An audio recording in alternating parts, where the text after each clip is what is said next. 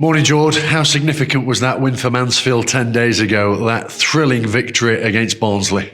It was huge. We needed it. What was the drought that we had? Was it 15 games, did you say? Yeah, it was huge, and you could tell by the reaction of the fans when that goal went in, the noise that the stadium made. It was unbelievable.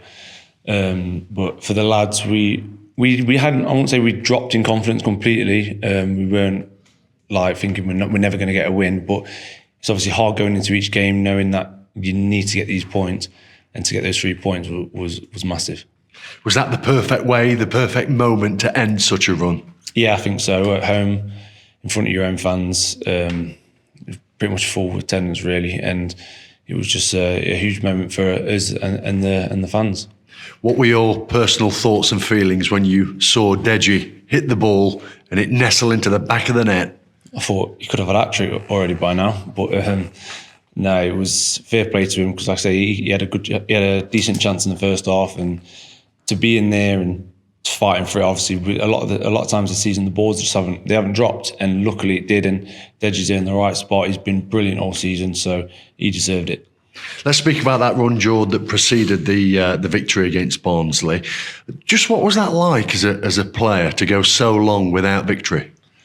It's tough. It's not nice. It's probably one of the worst feelings in football, obviously, apart from getting actually relegated. But I think we have a similar run under Graham at the start of that season when he was here. But it's not nice, especially when this time we feel like we are playing good football and we deserve a point or maybe 3 points at times. So it's tough to take at times, but finally we've got those 3 points. As obvious as it sounds, when you're on such a run, are you entering games differently mentally to when you're on a run on the contrary?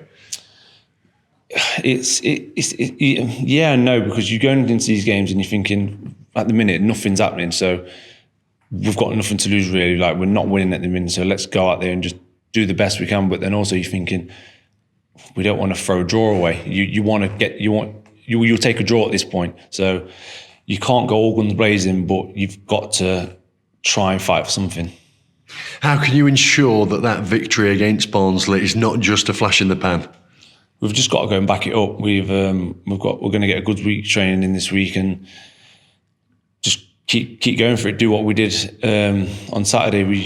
We just have got to be that on the front foot, aggressive, and keep doing what we can. There's going to be times where we can't go unbeaten. I'm not saying we can't, but the likelihood of it is going unbeaten from now to the end of the season, it's unlikely. But there will be setbacks, but we've got to use that setback and use it in a positive way.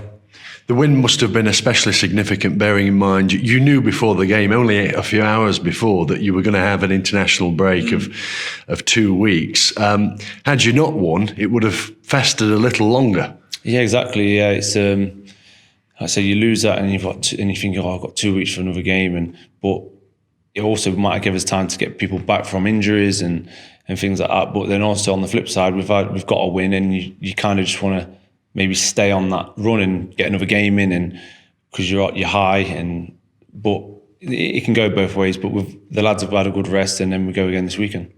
How have you recharged mentally, if you have done so?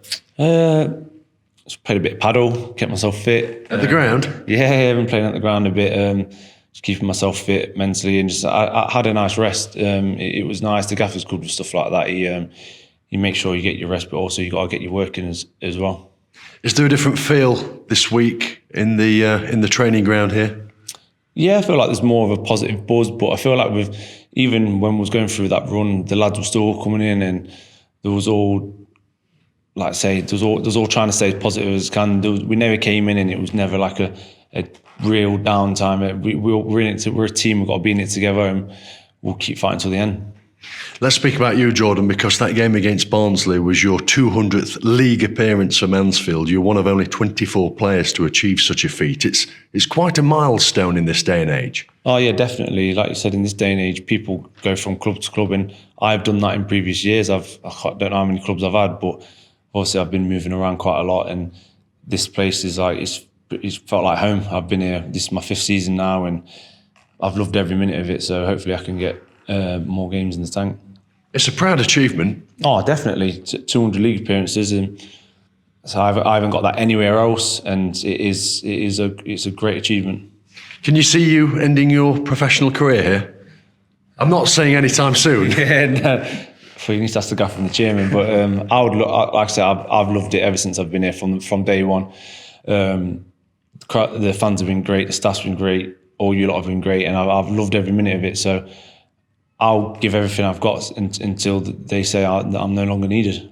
You do seem to have, and this may sound cliche, but I think it's authentic. You really do have a genuine affinity with this club now, don't you? It's been built up over some years. Yeah, definitely. It's obviously the first year was in COVID, but I still enjoyed it. And then as soon as the fans come in, it's just from day one.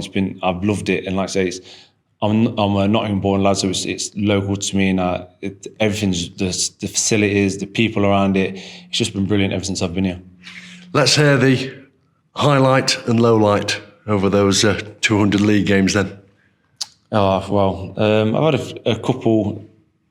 Scoring my first ever hat-trick was here. Against Port Vale, wasn't it? Port Vale in COVID, yeah.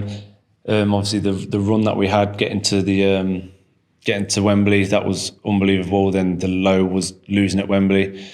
And then the high, obviously, getting promoted last year. It's been such a good time here, and I've loved it. What about your family? You've got two young kids. Have you brought up them, or are you bringing them up as Mansfield supporters? Yeah, my youngest he's whenever you ask him, he'll just say Mansfield. He sticks with it. He does. My oldest, he'll say, "Oh, Man U," but then he'll say Mansfield after. But they're obviously going to support wherever I am. Hopefully, it's here. But I think my youngest will be a Mansfield fan for the future. Back to the modern day. How do you look ahead to Saturday's game against Bristol Rovers? It's going to be a tough game.